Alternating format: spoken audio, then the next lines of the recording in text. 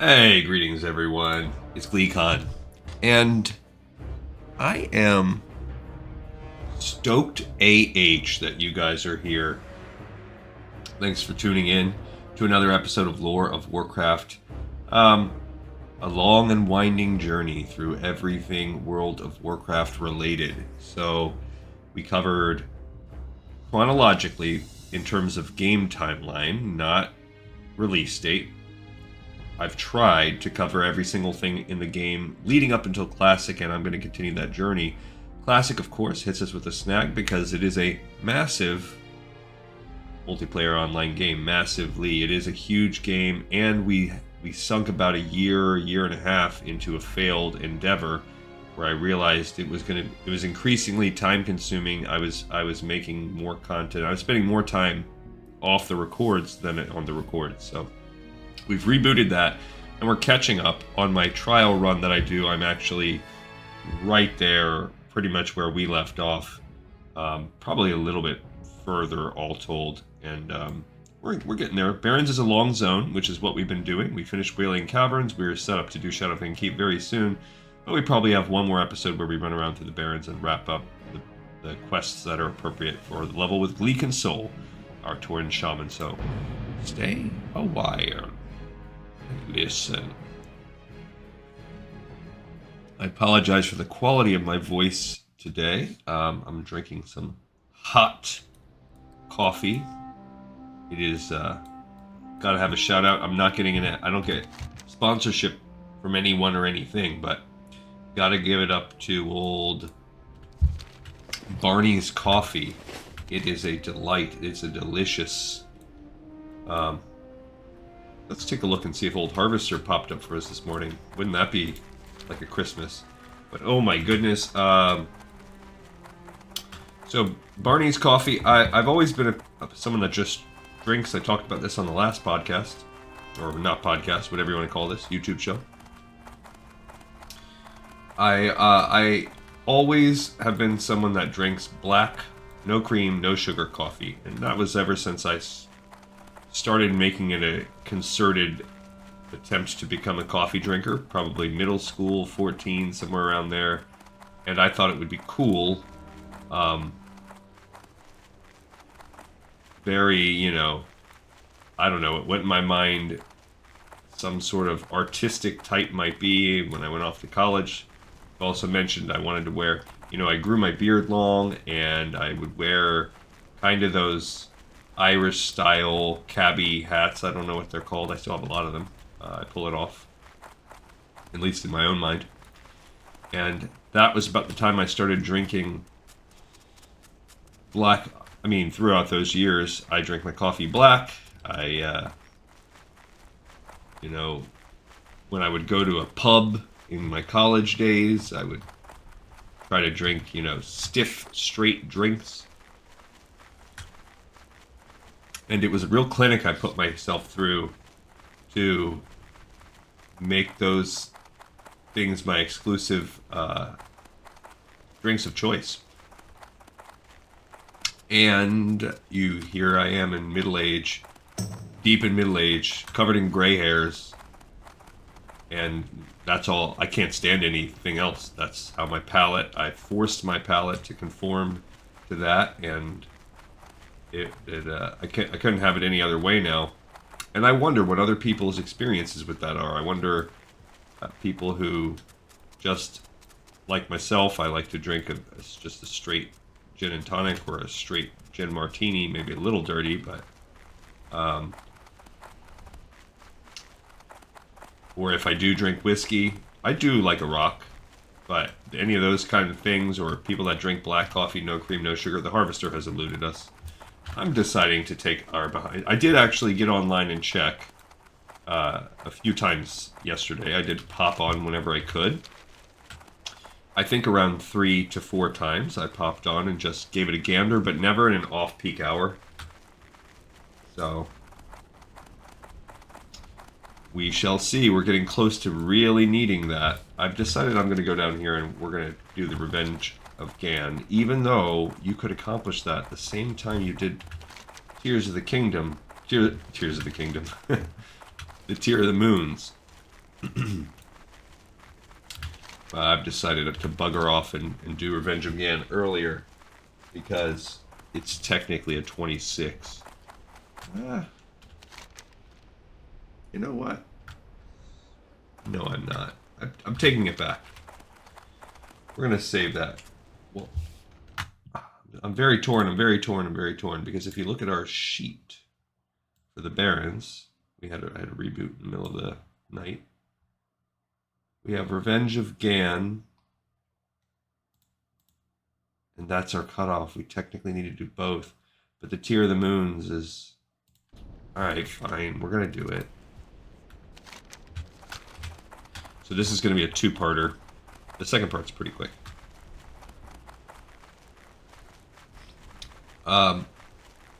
Where was I? Yeah, so... 1, the Harvester. I didn't get any lucky. 2, the drink. Look, there's a Thunderstomp rare. Let's fight that bad boy. And I'm curious if anybody that has a similar palette, what's your story? How did you get there? Was this an intentional thing you did as a young lad or lass, like myself? Or is this more... I don't like that I'm fighting this little beastie here.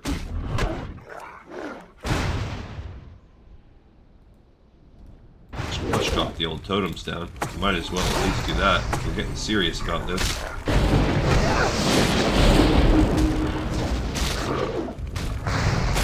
Trying to save my mana up a little bit there. Okay. Trying to be creative or intentional about how we drop this. How we take Thunderstomp and the other stupid minion down. And I think we've done a fine job. Cool. We got another incoming right there. I want Thunderstomp's skin. Yeah, see, that's another thing that Shaman, I think, underestimate. If you yourself play as a Shaman, the fact that those totems will aggro much in the same way that a pet will aggro. It's quite annoying when you're in dungeons and you've got pats coming in to have to deal with whether you're the shaman or someone on your team is the shaman. So yeah, let me know in the comments if you have any kind of a story you want to share. I'm interested in that. And when it comes to the old drink preference, I'm curious, because I know there are a lot of people like that exist with those similar tastes, but I've never had that conversation. Something I'm going to have to do, because they're not that common. It's way more common for people to pour sugar in their coffee, like a little sweetness. So here are the Beldun people. We need sodium nitrate, wood pulp, and nitroglycerin because we're building a bomb, apparently. And they all have a random chance to drop any of them. They can drop all 3. They can drop none of them. The other thing was me complaining, apologizing for the quality of my voice. We got some nitroglycerin from that one. This is why I was tempted to save this quest, because we will have to bust these guys down to go into the tier. But you know, we can consider it grinding. I read a Reddit post the other day that was really, someone was complaining about grindy nature of Classic, and I myself complain about it sometimes. But there was we got nitroglycerin and sodium nitrate that time. Somebody brought up a good point on Reddit, which was that when this game came out, Classic, you have to keep in mind that it was the context. It was coming right on the heels of EverQuest or whatever, and there was no other way for games to exist. Grinding was the norm. It was expected, and one of the things that made World of Warcraft so cool was the fact that it was a quest-based experience. And I'm going to come back to that later. We found wood pulp. That was our first wood pulp. Oh, now we got that. So 2 of everything. We're a third of the way done. come back and talk about that experience, or that dynamic, or the whole concept of quest. There's something I was having a thought about earlier today. But anyhow, so I got to be more forgiving about this, because especially on Classic, they don't know any better.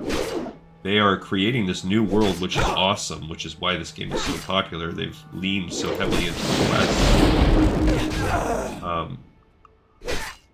Okay, it's time to eat. We got some nitroglycerin out of that one. I'll drink a milk too. So we can consider this enforced grinding, but yeah, and I don't know I've been affected by it all week long. Now, when I do my reading, I read a lot. I'd say reading is probably my second most common, time-consuming action, right behind gaming. Love to read.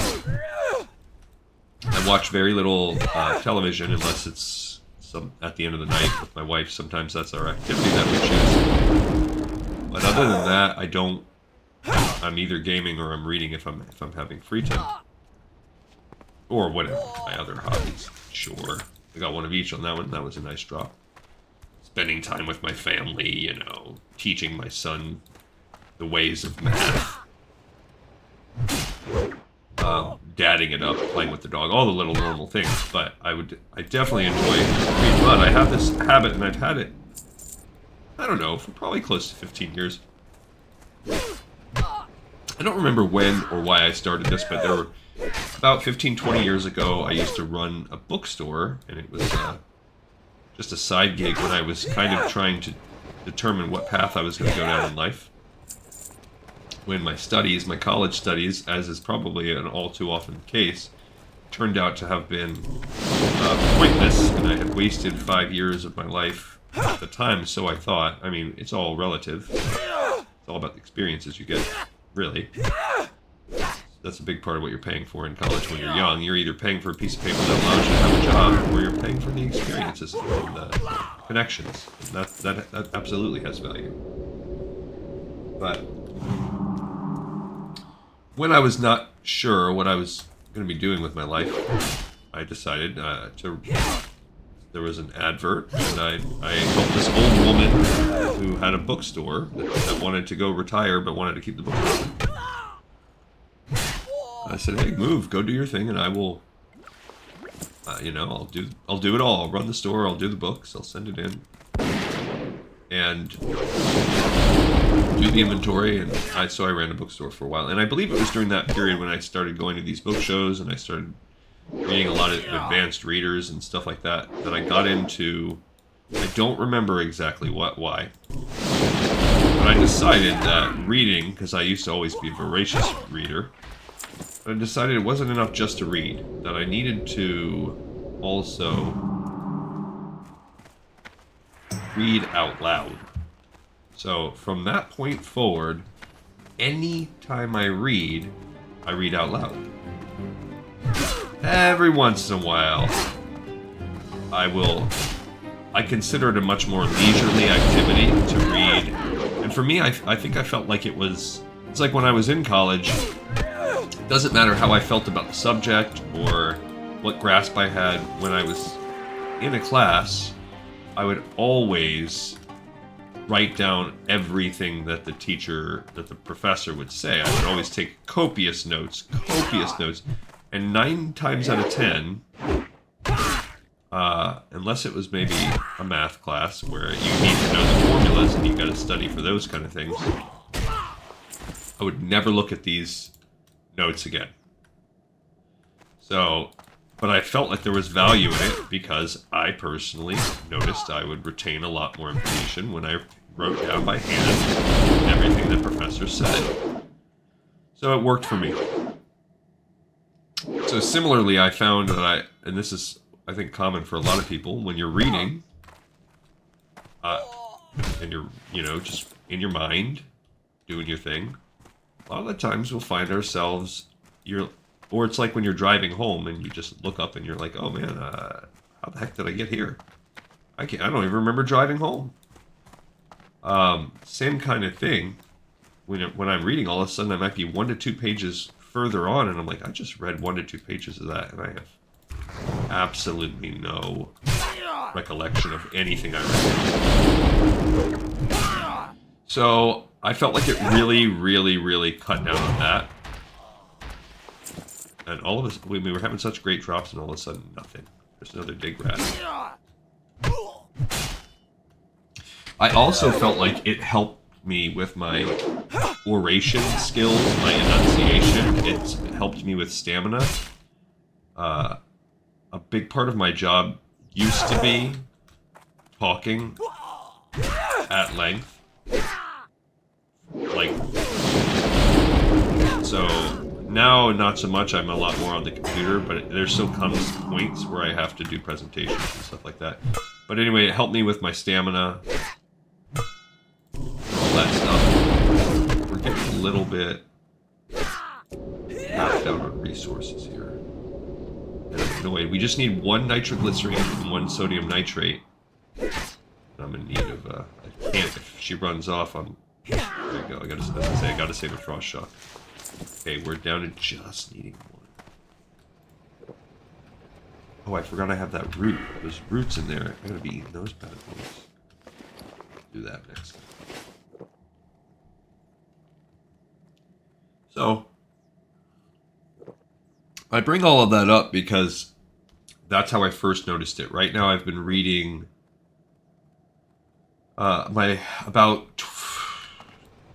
it's probably at least, I don't know, it's been more than 10 years. My wife bought me a book, bought me this bookmark once, just a little stocking stuffer Christmas type of thing. And it was, the title of it was 50 books to read before you die. Bucket list kind of book thing. Just normal, figured out a bookstore. But it's a very high quality bookmark. It's very heavy. It's made of solid metal. Not very practical to use, say, in an actual book. But it has stood the test of time. And I thought to myself, oh, this is grand. I should, I'll actually do this. And you know me, look at this show 14 episodes in. When I set my mind to something, time and the effort needed to devote to something like that is not a concern. I'm okay with plodding along. So, first of all, it's a misnomer. That thing was not really 50 books. Like, one of the quote-unquote books was the Harry Potter series. A lot of the books end up being trilogies. The entire Lord of the Rings. You know, the Bible was on there, which, and if it's a book that I had already read, like I've read the Lord of the Rings a ton of times, doesn't matter. I read the whole series again, threw in the Hobbit for good measure. I had already read the Harry Potter series, and read it again. Why not? The Bible, I've read it a bunch of times. I've even read it cover to cover a few times, and whatever. So I took the time. But it's been more than a decade, and I'm 12.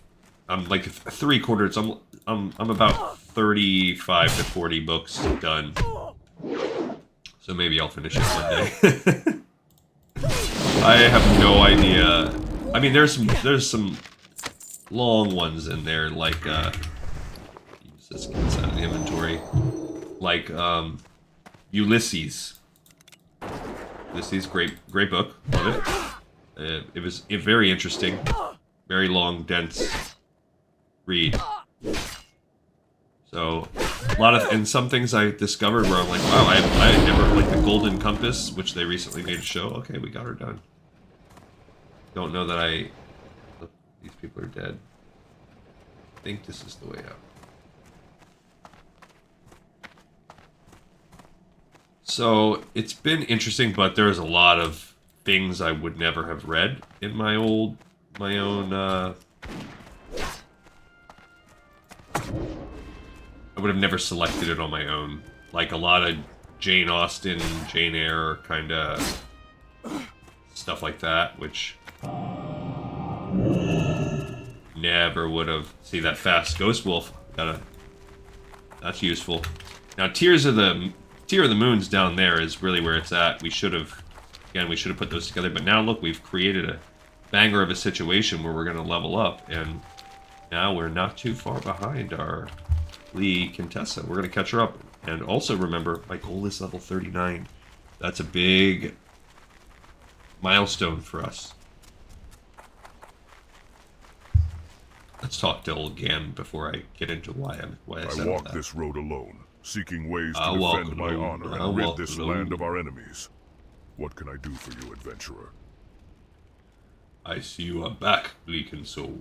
While Kazagorm's death might delay the digging in my ancestral land some, it will be by no means bring a total end to the destruction. The keep at Baal Modan is an increasing military threat. Built to defend the dig site, it is now poised for offensive force as well. If you have the ingredients I requested, I can fashion a charge that will make the hasty dwarves reconsider their actions here in the Barrens. I see you are quite industrious, adventurer.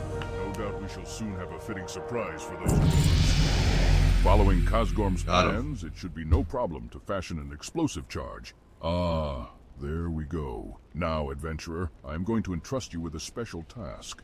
Take this explosive stick and use it to blow up the flying machine at Baal Modan. Not only is the flying machine a key part of the site's infrastructure, it also serves as a weapon of war. More importantly, it is an icon of power and an insult to the memory of my tribe. Make me proud by completing this heroic task, and you shall be rewarded. Okay, so we have a bomb now. We've also done Revenge of Gann. So, Revenge of Gann 1 is done, and we picked up Revenge of Gann 2. Let's go peek over. We are way down here at the Barrens, technically. Okay, put that right there. So we've completed that and picked up the second one, which we're also going to go ahead and just complete right now.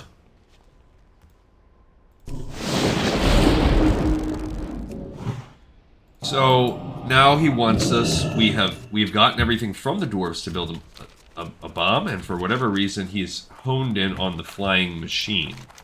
So if we look at it, he basically says it's just a key to their infrastructure, and they can use it maybe on flying raids or whatever.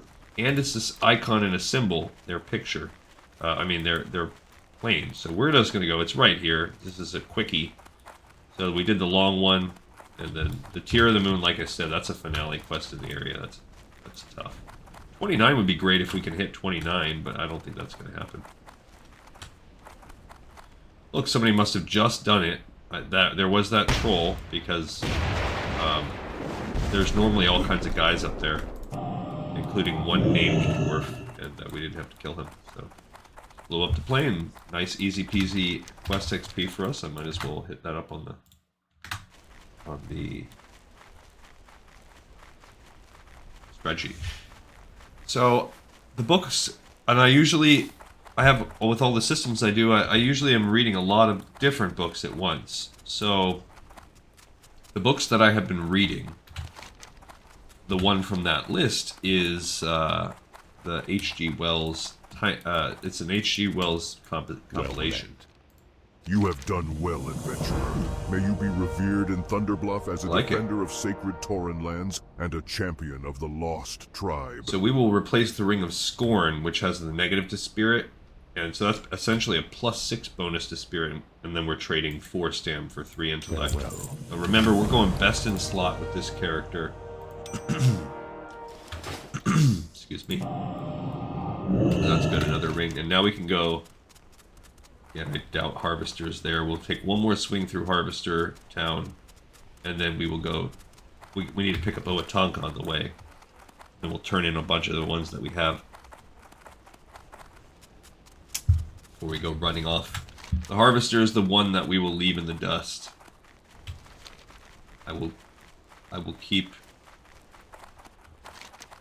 Well, we need to pick up all the quests for Shadowfang Keep also, but most of those I think are right there in Silver Pine, so that's not going to be hard. We have to turn in these things up there too.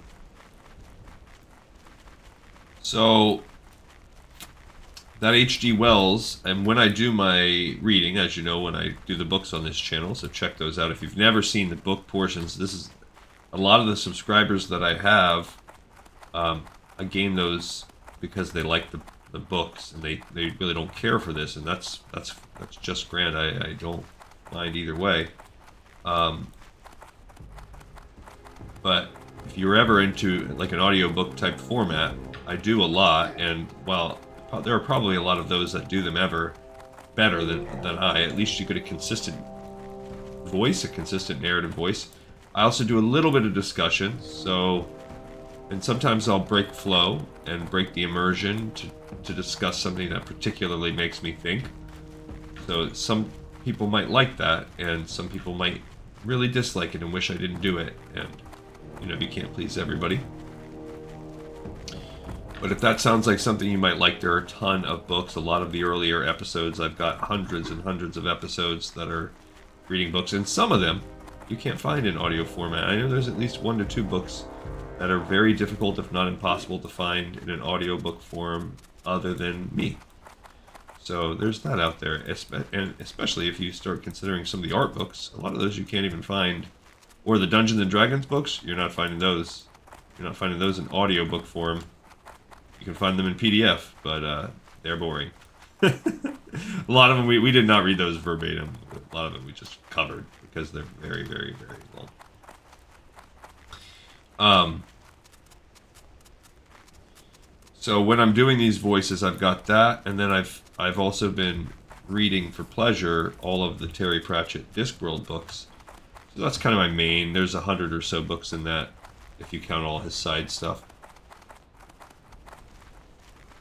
So throughout the day, every day, I spend a big chunk of my day reading these Terry Pratchett books, and I'm currently reading one of the ones where he's got these witches that are main characters, and the way I see them, they have this sort of, they're from the mountains, and they have a sort of a Irish or backcountry British, I don't know, I'm not really big. My own Irish accent is not 100% authentic.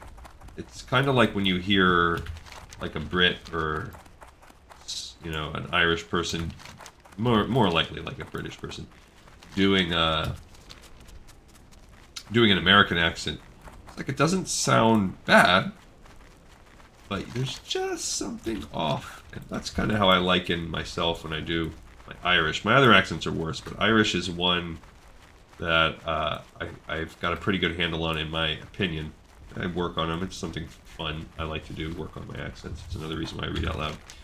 But a lot of these accents are very... Here, we've killed this one before. Azure the Skyblade. These are rare. Let's kill them again. A lot of them are...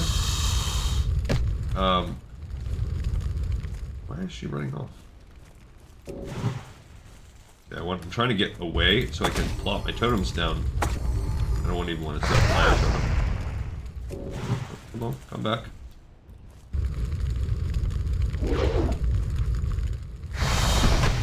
Got him.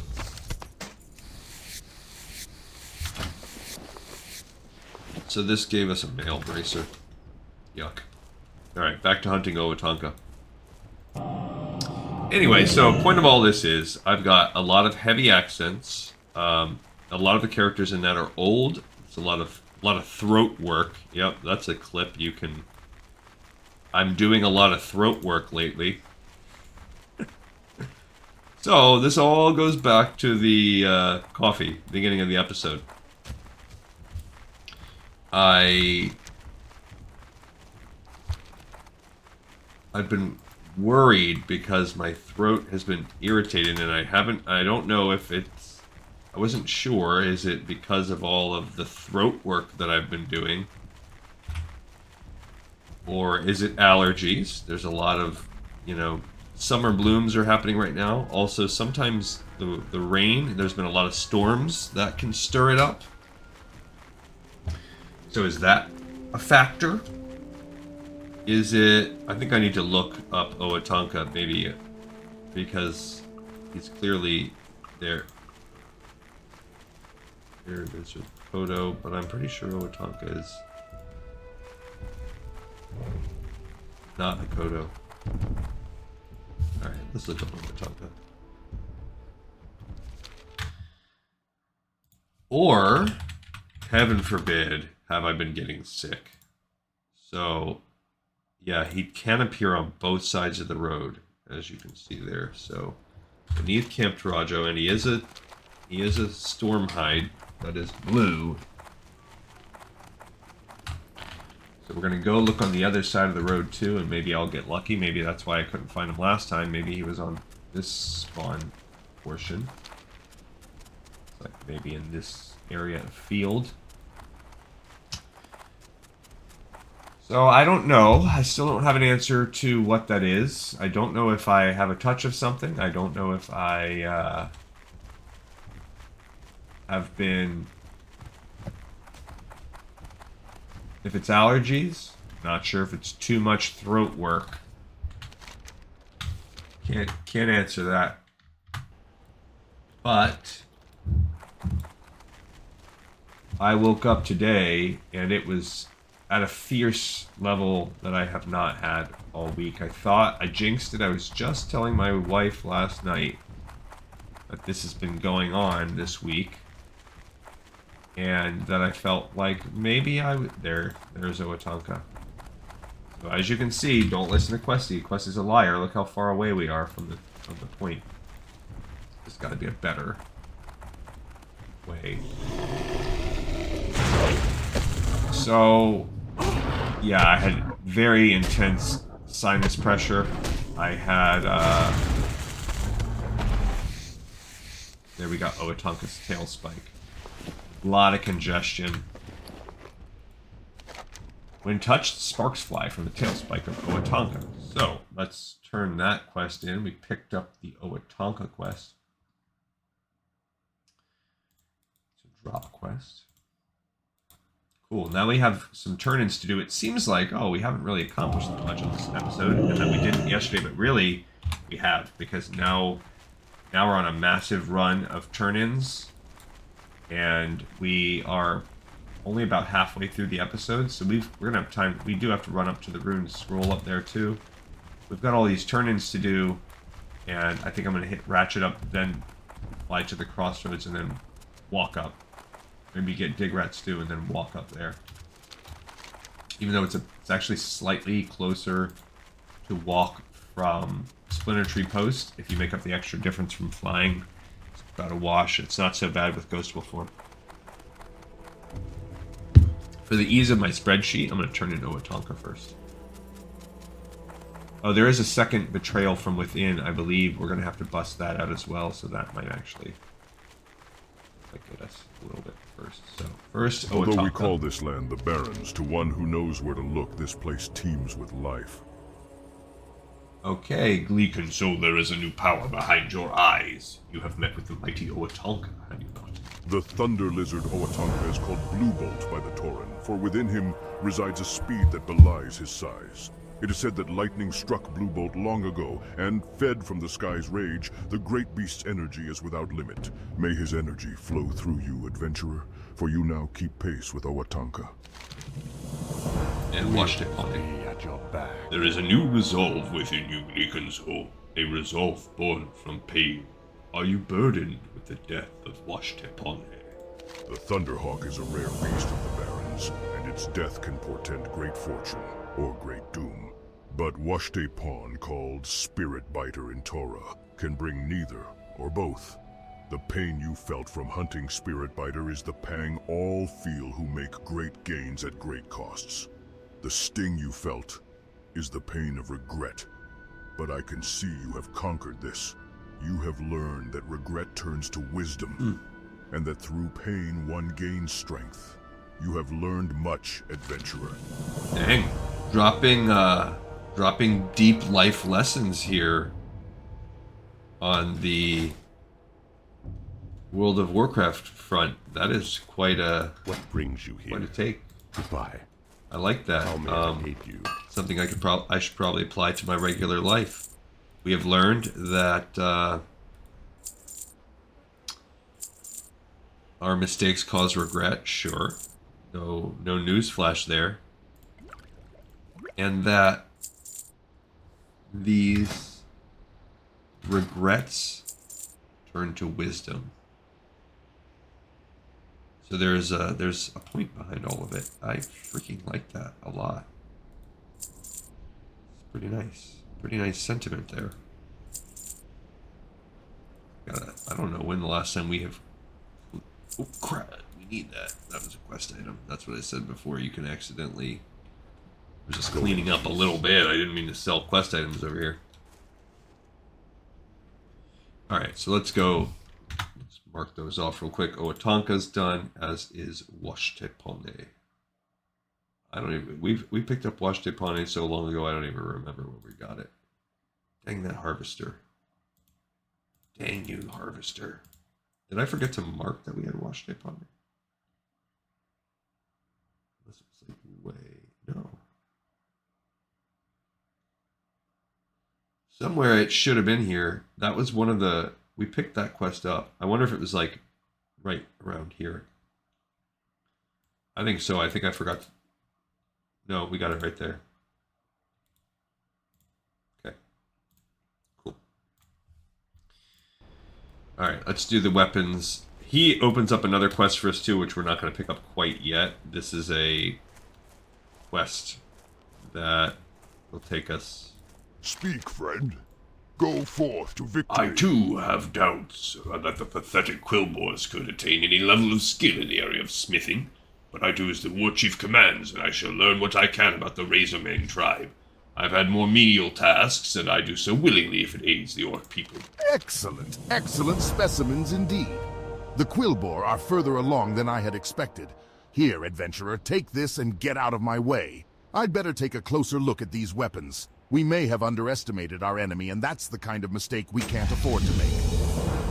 So I'm not picking up the ore sample yet. If you look, that is a level 29 quest. But hey, we're now honored with Orgrimmar, which is good. We'll get a discount on Orgrimmar related items. But that's a quest that's the one that sends us down into Thunder Thousand Needles. It's kind of sort of like a Thousand Needles-esque quest. But we're going to do it anyway. I should have sold those the first time through. Yeah. I guess let's go ahead and make some of our heavy wool bandages, get those out of there, get us as close to 150 as we can, and then where do we need to go for that? Oh yeah, the swamp. We'll do that later. We'll make a run over there after we do Shut Up and Keep or whatnot. Still got room. So yeah, I've taken some allergy medicine, I've taken some headache, some Advil, and we are going to see, and I'm drinking this nice hot black coffee. So I mentioned the Barneys. Again, I would love to be sponsored by Barneys. Send me free coffee, give me money. I will talk about, I will just load heaps of praise on Barney's coffee. But I'll do it for free without being asked also. It is... So I don't know at what point this all bougie stuff happened, but there used to be a kind of coffee I would like sometime that you could get at the grocery store. And I think it was called maybe Jamaican Me Crazy or something like that. So this coffee, it was essentially like maybe like a rum flavored, coconut hints in there. I love coconut. And, oh my goodness, I just used to love this coffee. Let's do Betrayal from Within, also. How goes your hunt, Tauren Snort? Thork thinks he knows the truth about who leads the raids against his people, Snort, but he shall learn how wrong he is if you are successful. My death is inescapable, but you have caused great pain to my enemies, so Mangletooth regrets nothing, Snort. It is done then. Better it ends this way, says Mangletooth, Snort. They should have, Snort, made sure I was dead when they turned their backs on me instead of leaving, Snort, me, here in this forsaken cage. There is but one task left for you to finish, Tauren. Take Lok's head to Thork in the crossroads, Tauren, Snort. He should know what has happened to my tribe without any words. Ha! Not that he would believe Mangletooth helped in, Snort, such things. But I am sure he'll reward you for carrying out such a great deed, Snort. I will continue to bless you with Agamagan's power for as long as I remain in this cage, Torin. Until then, farewell. So we're going to walk across the way. We're going to go to the crossroads, and now we have the... So this is that's an actually easier quest than I thought. So, weapons of choice, done. We should probably mark that one off. And we're not ready for the next phase yet of that one. And then, where did it go? What did I do? Okay. And haven't turned that one in yet, or that one. But we have Betrayal from Within. 2 pieces of this coming, because we are turning in that one, picking up this up. I don't know that we're going to turn it in right away. Cool. Oh, we already did do Revenge of Gann Part 2. I just forgot to check it. And that, so that's good. We just have the Harvester, which we can't do, but we have to turn in the Keg, the Rune Scroll, Trail from Within, and then we have the Cooking Quest, which I didn't list on my overall thing, but it's there. Alright, flight path time. Now we're going to start cleaning up the last few quests in this area, and before we start making our way. Though the crossroads seems to be the center of activity in the Barrens, I prefer the quietude of I would like to Camp kill... I Where mean, shall I would send like to you? cook those too, but... Don't worry, I didn't forget this. Let's give us our next rank of Flurry. Now we're up to a 20% increase to attack speed when we get a crit. That is quite nice. So, Barney's coffee. Give me that.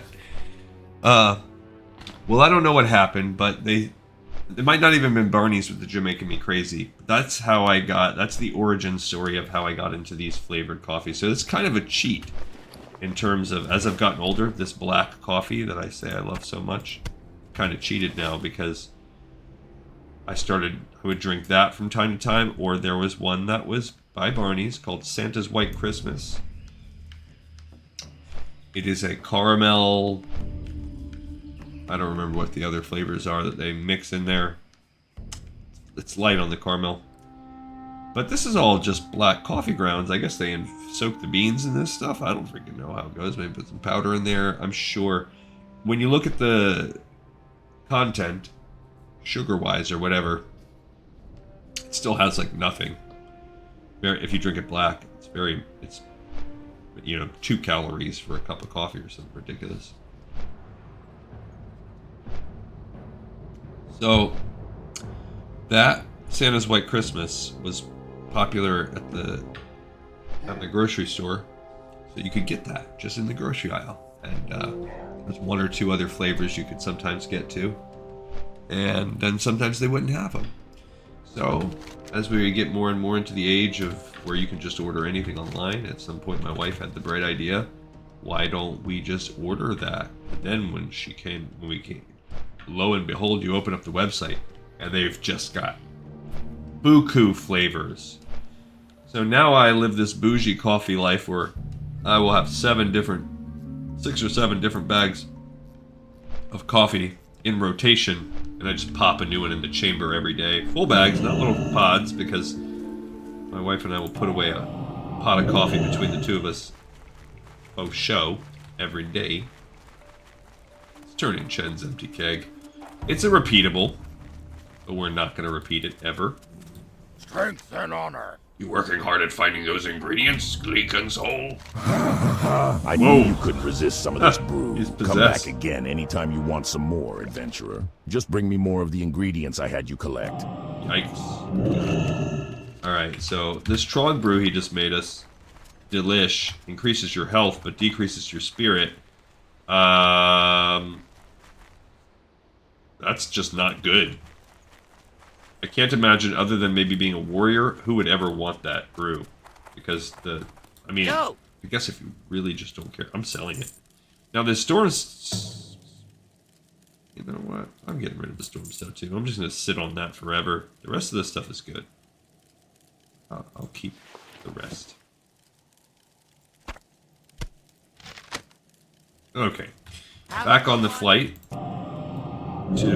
Now we've got to go to the crossroads, where we will turn in that quest and turn over and get the Dig Rat Stew, and then we'll go walk up and do the end, and then we'll probably walk from there to...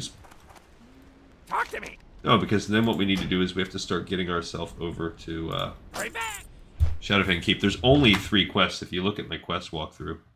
Only 3 quests. Death Stalkers in Shadowfang, the Book of and Aragorn Must Die. And the Aragorn Must Die, or Book of is picked up in Undercity. And then in Silverpine, we have Aragorn Must Die and Death Stalkers in Shadowfang. Which, Silverpine's, that's where we want to be, basically, to log out anyway. So, we're going to at least get ourselves there to pick those quests up on today's episode. And tomorrow, we're going to run Shadowfang Keep. We will run it with both tunes. So, what did we just do? We just turned in the Chen's Empty Keg Repeatable. We've been sitting on that for a long time. Nice to get that one out of the quest log, because it also has been taking up some inventory space. Those multiple things right there going on.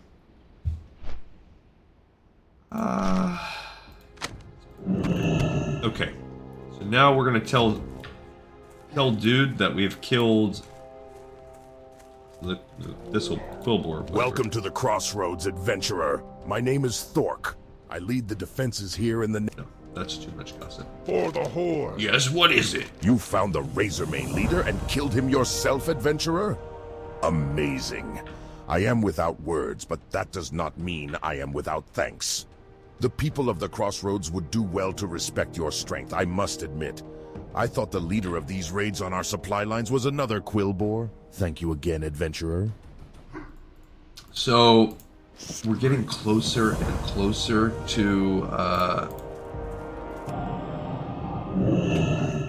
the ability or upgrading that Defius armor, but it just looks so we can't see it now, but it does look so sick. So I'm not sad that it's not time for that yet. But so Betrayal from Within Part 2, that one's gone. All we have left is just 2 to turn in. Yeah, the last one, I was kind of sad when I did the spreadsheet. I'm like, oh, we only turned in 1 quest last time, but this is why we have a bunch to turn in today. It all balanced out. I finally, on the dry run, I finished my horde run went a lot smoother. Something special. I told you there was a nightmare aspect. Oh, this guy have any recipes? How? No, just a standard. This guy's a straight cook. in Shadowprey Village can sell you the expert cookbook. You will need that if you are to Whack better enough dig yourself. rats yet, Gleeconson? Normally, I don't like to eat these rodents when they're so ripe. Like to let Gross. them rot for a few weeks to really bring out the flavor. But you look so hungry. Let me fix you some dig rat stew. Ah, there we go. Here you go. Alright, so very interesting cooking quest that we just got there. We have to go to the Profession Quest tab. It's one of the only cooking ones. It's a Horde-only cooking quest. So we just completed... Whoops. Wrong tab. We just completed old Dig Rat Stew there. I think I marked it earlier. Yeah, way up there. I'm not going to check that off on the Profession tab, but that's a Horde-only cooking quest. That's why it's a different color. It's actually a cooking quest. So that's cool. That also didn't appear on our list. Well, then what did I miss? Oh, the Harvester. Alright, now we're going to run stupid Harvester.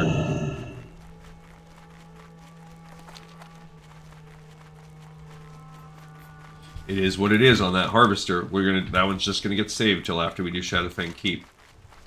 And that will, like I said, I'll have to at some point get real aggressive on my farming, how I camp that. It's not farming, it's camping. Take a little free leather, a little free real estate there.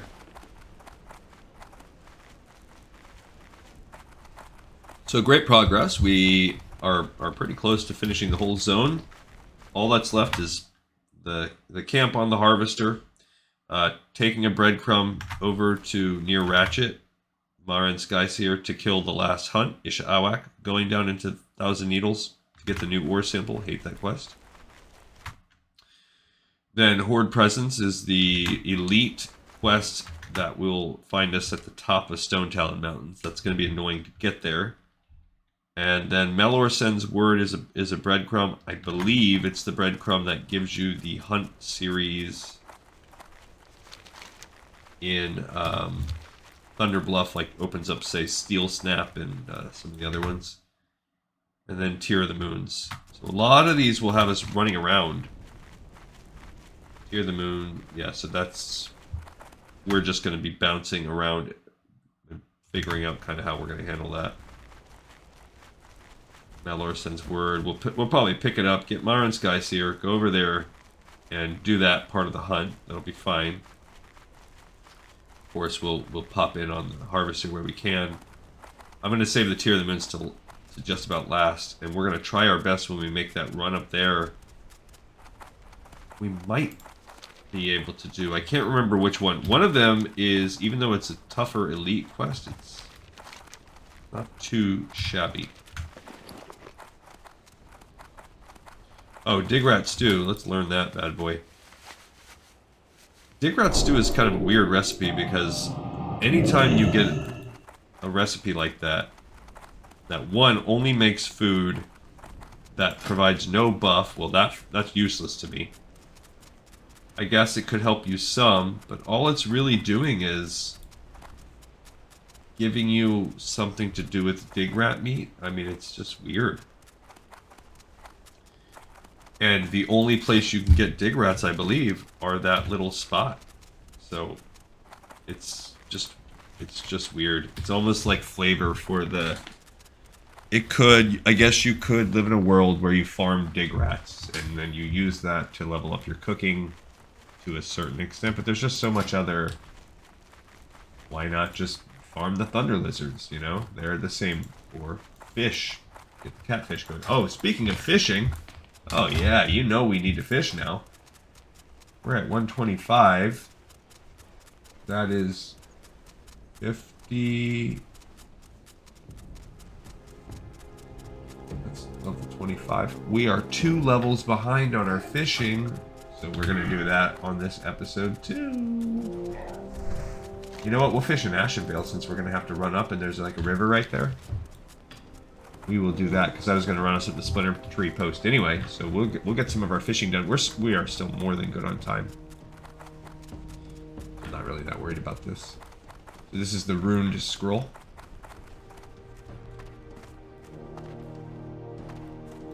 Strength and honor. What do you got? Well now, where did you find this? This scroll is from that scheming dryad Rinthariel, keymaster of the Talon Den on Stone Talon Peak. She'll not be making any more contact with the messenger you looted this from. But we must stand our ground here. The Horde will not tolerate her outrunners here. Adventurer, travel to the Talon Den, kill Rinthariel, and then put up a symbol for all to see. Take this Horde flag, Adventurer. Put it up in the Talon Den so that they will not be so rash as to send another messenger through our territory again. Now, that is... It's a level 29 elite, but it is actually... You just never know what you're going to get. It is soloable. I just picked it up because I don't want to have to run all the way back up here. But it is soloable. It is, I believe, because I think you can fight the mobs in such a way that...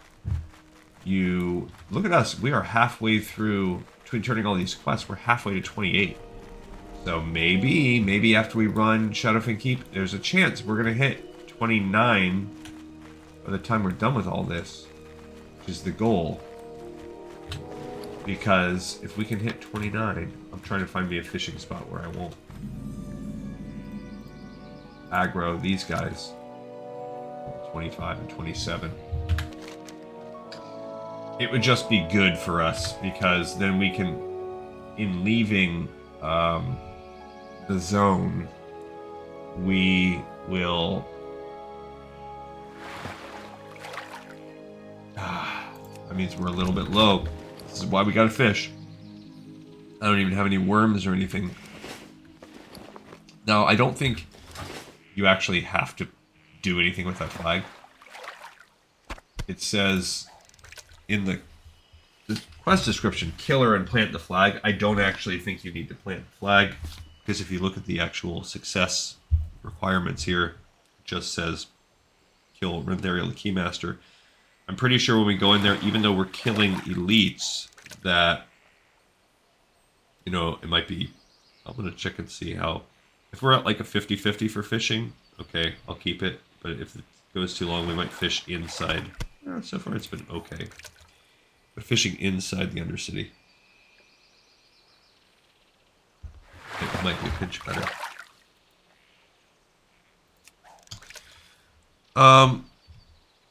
So, yesterday, still no news. And I don't know, you know, I'm not... Last time this happened, it all turned out to be a waste of my time and energy. And I don't know. I think it's easier to kind of default to pessimism as far as the job results that I'm kind of waiting on. And I'm trying to visualize a more positive thing. And but no news. They said this would be a fast process, so it has not been moving any faster, unless this is a negative sign, which of course, you know, like I said, spinning my wheels. That's all boring talk. In short, it means that the weekend will pass. There's no chance of anything happening. So it just by me today and tomorrow, where while I'm going to sit still not knowing, I know nothing will happen today and tomorrow. So I can just, I guess, just enjoy the weekend, which is what I'm going to make a pie today. The pie I talked about on the episode yesterday. I made the dough is cooling or whatever. It's been sitting in the fridge. I like to sit it for a whole day. And I feel moderately good about it. Rain Hacker. Bind on equip purple.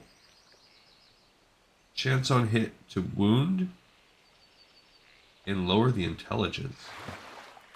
I feel like if you're hacking a caster, they're probably already screwed. That's kind of neat. I would say that's more of a PvP, bind on equip PvP. No stat bonuses at all either. Okay.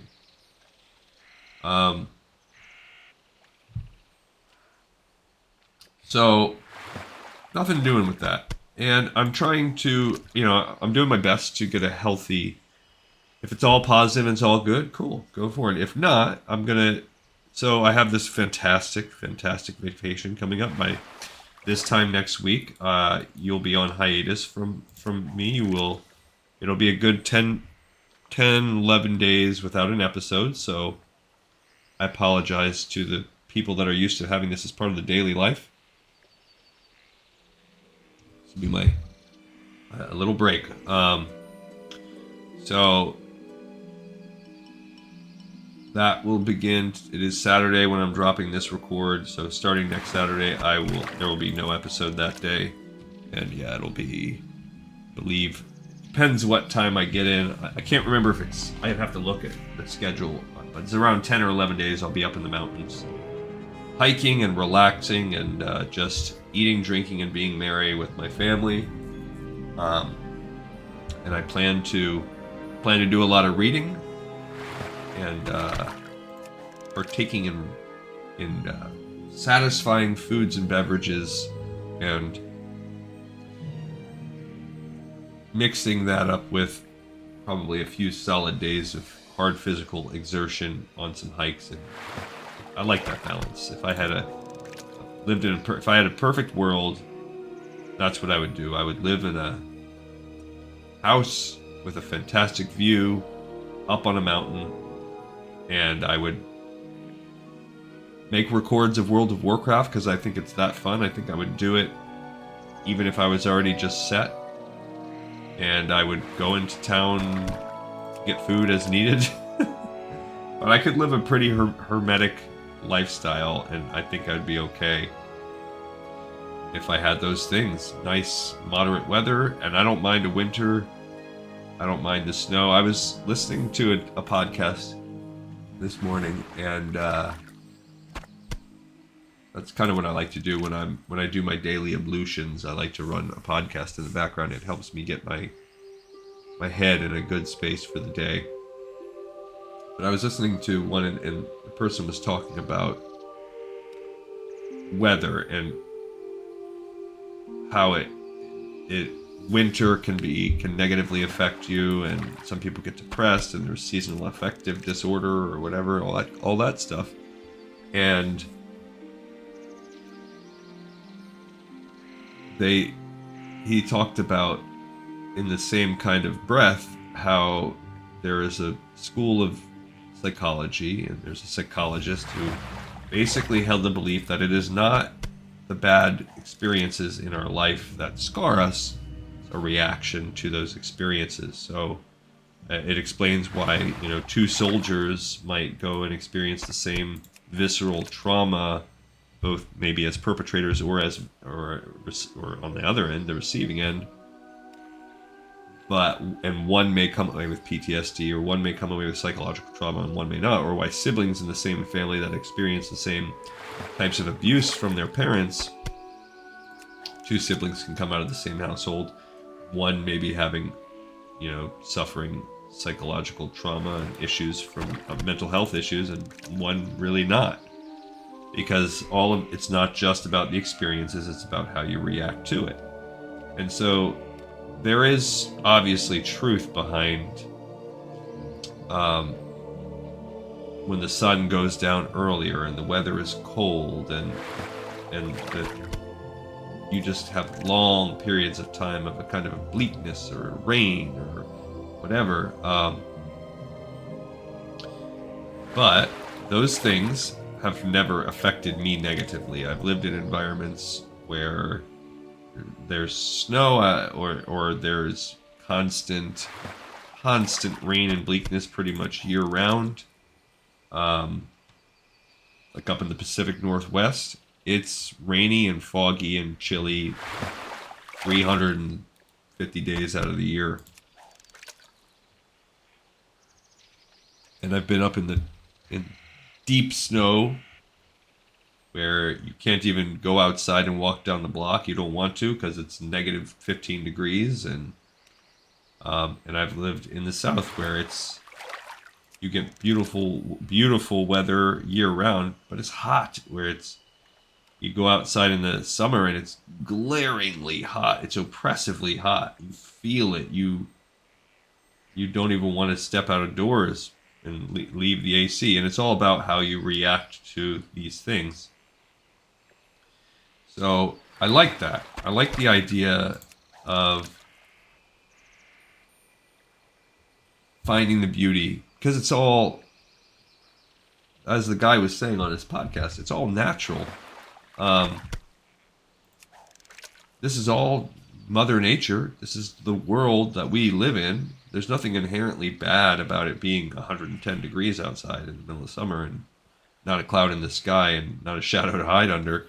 And there's nothing inherently bad in bleakness and grayness and the sun going down at 5 p.m. and it being snow and it doing that for days on end. Sure, there are the physical elements where it's uncomfortable to be super hot or super cold. It can even be deadly to be those things.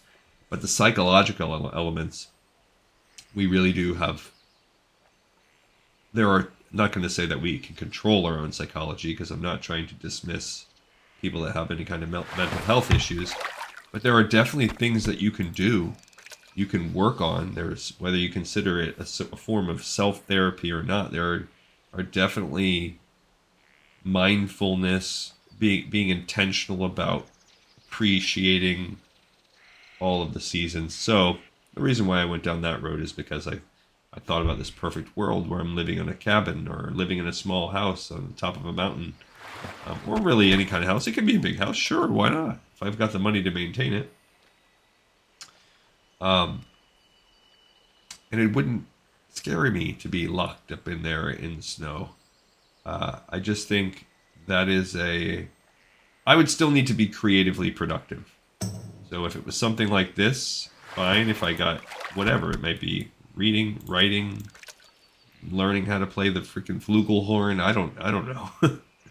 I would need that. I think otherwise you're just on a vacation, which is what I'm going to be going on. So in between the hikes and the communing with the nature, I'll be doing a lot of reading, and I will not be walking around and doing throat work.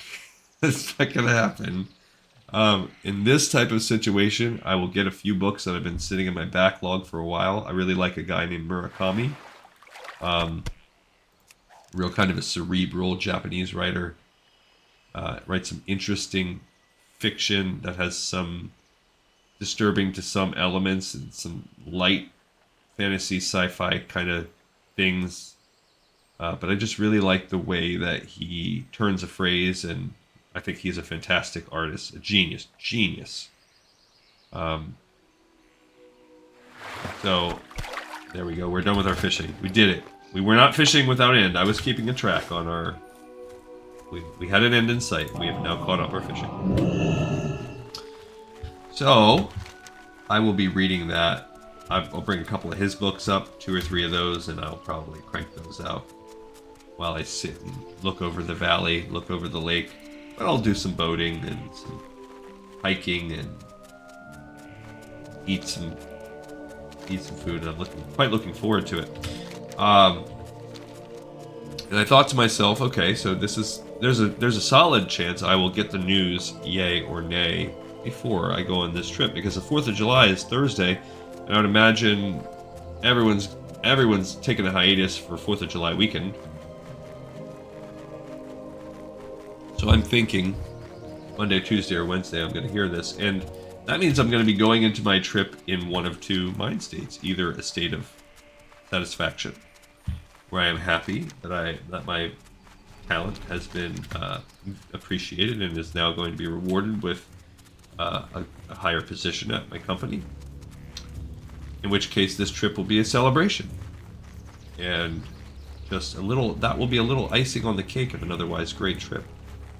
Or I will have been delivered a blow to my self-esteem and been sent the message that my worth, my own vision of my self-worth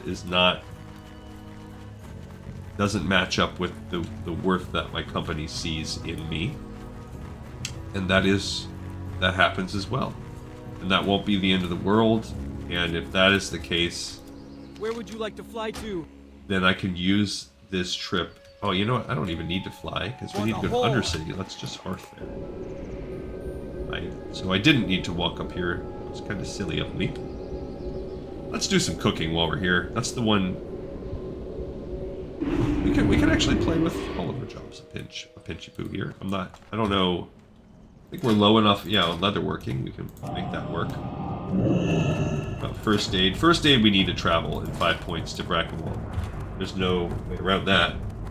Cooking, we are also 5 points away, so we actually need to travel to Desolus. That's going to happen on one of these episodes quite soon. Yikes, there's no way around that either. So we'll just work on some of that. Let's sell these things.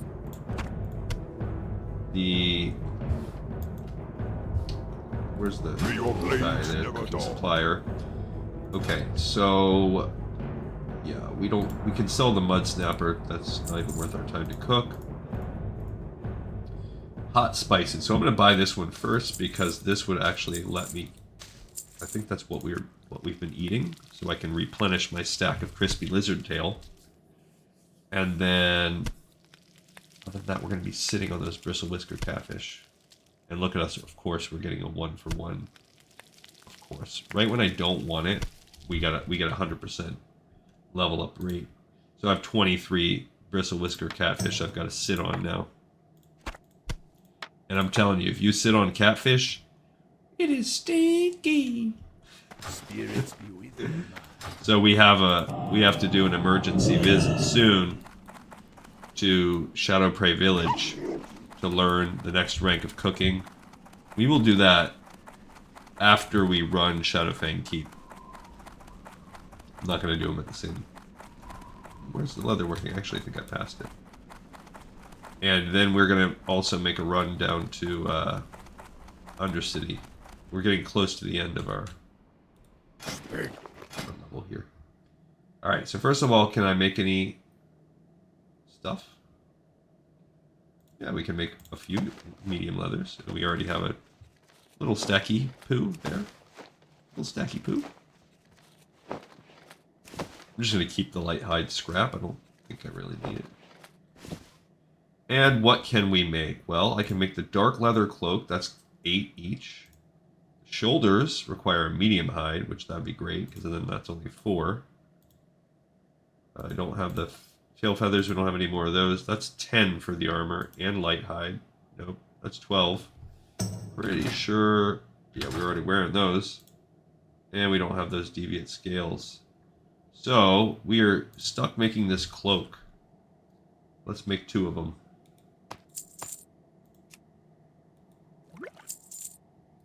Can make heavy leather ball. I'm going to buy that because that is a nice... requires heavy leather, and it requires 150, but it's a nice, easy way to level up your leather working if you can get that high. So, we're now already kind of shot. We did make it to 135, so we can train a little bit more. You won't learn anything new from me. You know too much already. If you want more training, talk to the Torinuna in the northwestern cool shops gloves. of Thunderbluff Central Plateau. Quite nice gloves. Send her my regards, eh? But look at all the... I mean, they require spider silk, which we can get some of that. Cured medium hides. But the 2 elixirs of defense, we would have to go to the auction house for that. Which is... that's probably cheaper. That still might end up costing us a couple gold. So... that'll be a consideration that we'll make after we get the medium hide, if we can get some spider's thread. If I can cobble together some of the ingredients on my own, then I would consider looking into the elixir side of things. I actually have I could actually make that. I could make that on my other account and just send myself a couple. That's not the worst idea either, because I do have an alchemist. Alright, so all we have to do now is fly over to Thunder Undercity and pick up those quests to set us up for the next ep, where we will do Shadowfang Keep tomorrow for our Horde character. Then we will run around and visit some areas, do what we need to do with first aid. By then, we should probably, we missed the head drop, but we should probably have what we need for all these various things. Alright, so, yeah, if that's the case, like I was saying, if it's a negative thing, not negative, but I can't think of a place I'd rather be to just shake it off. If it does end up being a negative thing, which I hope it's not, but I can't, it's easier to ruminate for me on that, because what's the benefit? I don't know what the benefit is of me imagining a positive, that it's a yes. That's easy. I'm going to be excited, and then I've got to roll up my sleeves, and I've got work to do at this new job. But envisioning it doesn't really help me, because I'm already confident in my ability to handle that, and I already have a clear view of how to approach the job and the first steps, and I will quickly be able to think about those things. Not to mention, even if I hear a positive, the positive is just going to be telling me that I made it to the final round, the last 2, and I'll still have that other hurdle, that one other person to beat, which is another terrible aspect of all this. It just makes it all competitive, and it's all quite a shame. And whatever people say it is about who you know, the qualifications exist. There's no doubt in my mind that I could do the job and could do the job well, and I think a lot of people would agree, but it will ultimately come down to just 1 or 2 people who make that decision. And relationships matter, and perceptions matter, and the things that I value might not match up with those people. And that is what it is. Doesn't mean that I will throw in the towel, but it also would be such a hard pill for me to swallow that it would force me to reconcile how much weight and value that I give to the job that I currently hold. So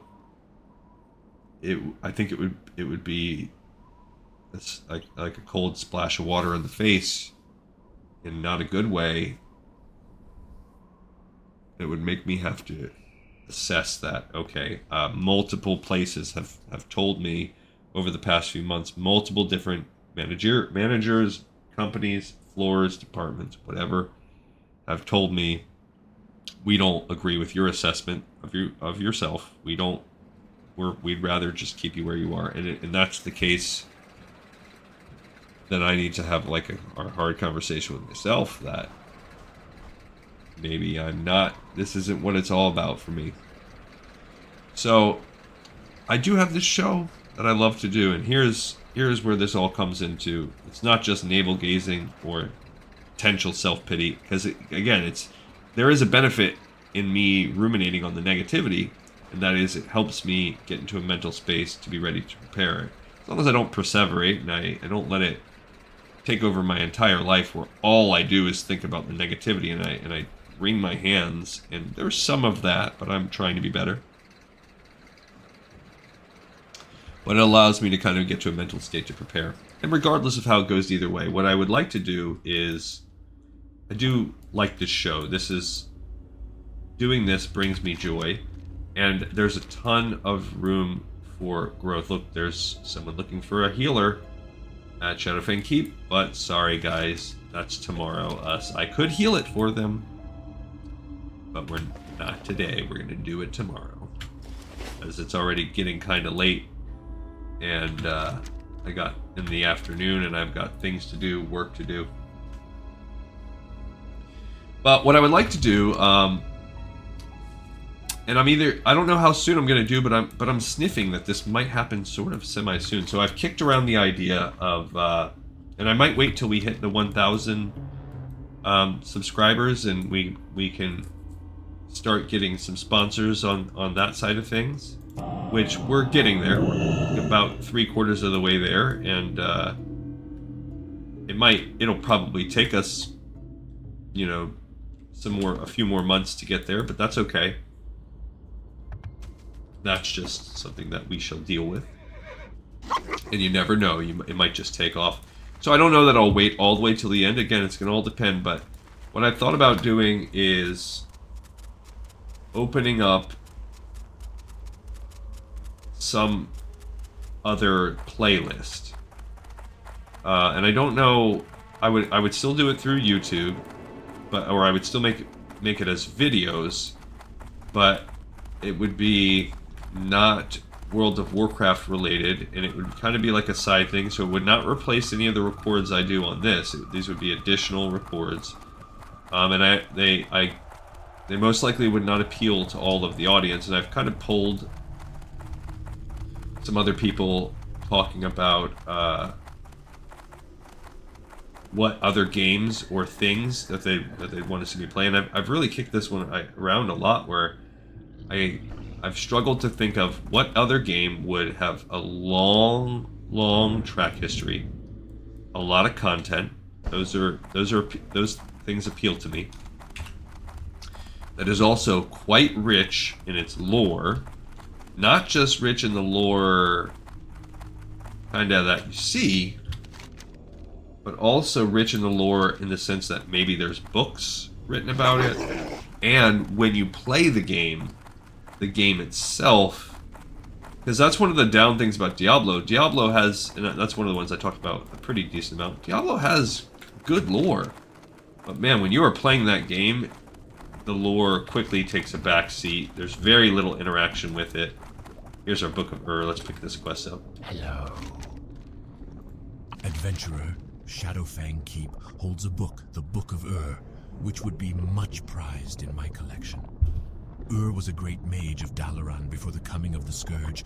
His studies in other worlds are of much value to certain parties among the Forsaken. Enter Shadowfang Keep and find the book. Bring it to me, and I will report your service to our Dark Lady. Okay, so that will be a boot upgrade for us by completing this. So we're going to do that. Book of Ur. Okay, now we're going to fly to Silver Pine and pick up the other two for the next ep.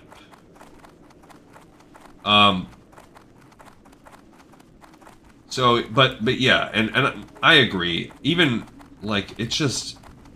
Diablo is...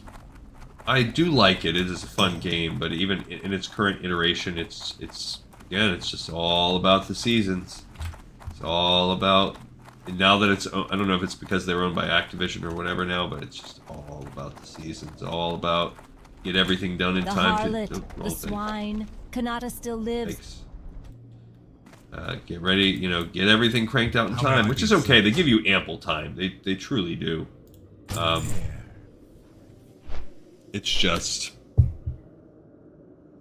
whatever. And I still play. I mean, I've been playing that with my wife lately, actually. We've been taking a break from Warcraft because I'm spending so much time in it, and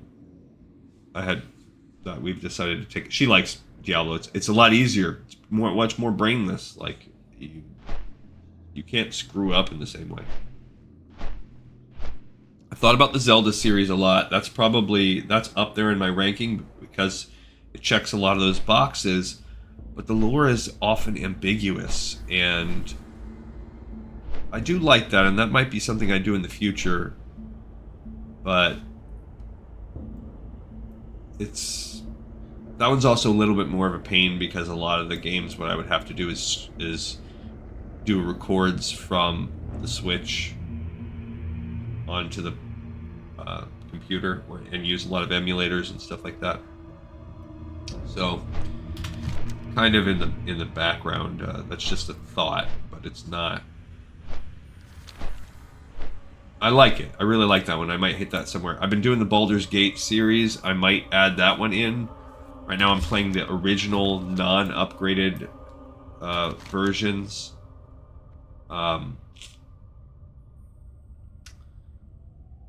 But I could add some of those in there. But I actually, just over the past couple days, I've struck on a really good idea of one that I think might check all these boxes, but it wouldn't be appropriate for this channel.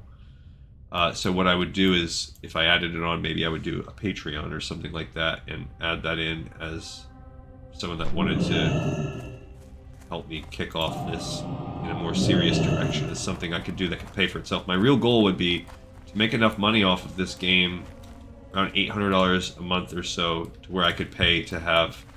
I would just funnel that right back into the game and pay to have a kind of a producer to help me make the content better. Arugul still resides in Shadowfang Keep. We cannot claim Silverpine as a strategic stronghold for the Dark Lady until Arugul is slain. I shall see to it that his magic is eradicated, adventurer. But I leave it in your hands to see that Arugul meets the death he so deserves. Travel to Shadowfang Keep and put an end to Arugul's foul spells once and for all. Bring to me the vile wizard's head. Alright, so what do we need? We need a book out of the old wizard Arugul's keep to add to the library of just a scholar. We need to kill Arugul because he's a big person. That's a big part of the reason why the werewolf problem exists. And in preparation for an assault on Shadowfang, 2 Deathstalkers were sent to the keep to gather intelligence. It has been many days and they have not returned, but we must receive their report if we're to have any hope of a successful attack.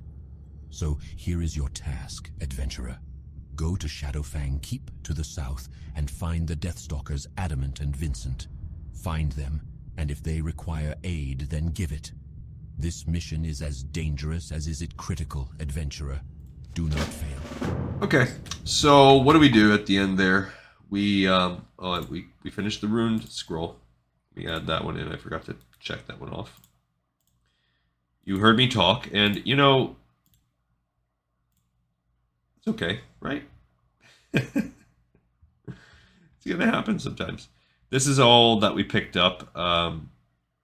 We did the Book of Ur first. We need to make a new column here for Shadowfang Keep. Shadowfang Keep is going to only be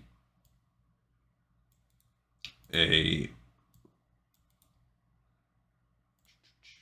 It's only going to be a Horde version. There's no need for columns, even though we're going to do it on Alliance, because there are no quests for the Alliance. So no need to mess up with that. And we're going to get...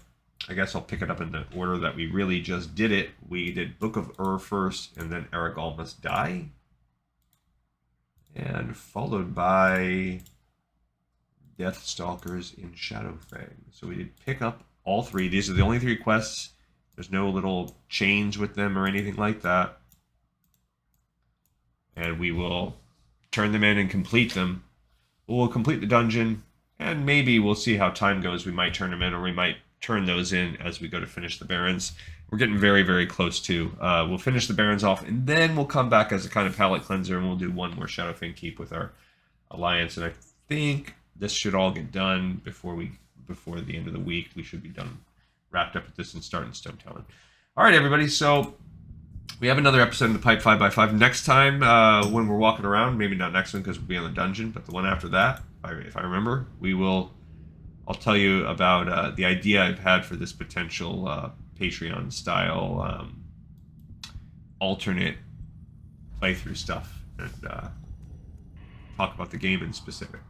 All right, thank you. As always, you are literally, this is one of the most enjoyable parts of my day. One of the most enjoyable things I do. It gives me great pleasure, and I couldn't find the motivation to keep doing it if I didn't have all of you guys out there liking and subscribing my videos. And it's not a powerhouse show yet, but we can get there one day. And I'll see all of you guys next time on Lore of Warcraft.